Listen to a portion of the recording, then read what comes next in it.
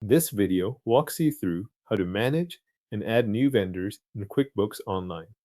Begin in your QuickBooks Online account and go to Expenses and Bills. From there, select Vendors. This opens the vendor list where you can review businesses or service providers you already work with and add a new one when needed.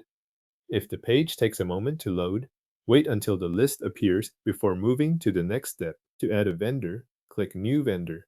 A vendor form will open so you can enter the details for that contact. Start with the vendor's name. Make sure the name matches the business or person you want to track in your records, since this is the name that will appear throughout your vendor list and related transactions.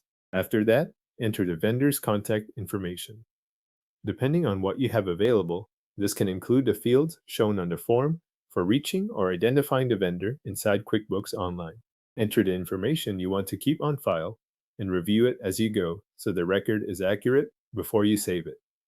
If you need to include more than the basic details, continue through the rest of the form and fill in any additional information that applies. You can add the address if you want the vendor record to include location details. You can also use the Notes field to store internal reference information that helps you recognize this vendor later. If you have supporting files connected to the vendor, add them in the Attachments section.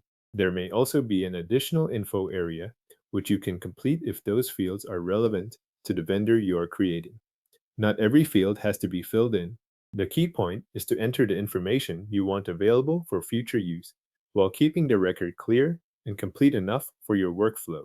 Before saving, take a brief look over the form to confirm that the name and contact details are entered correctly, especially if you manage several vendors with similar names. Once the vendor information is in place, click Save.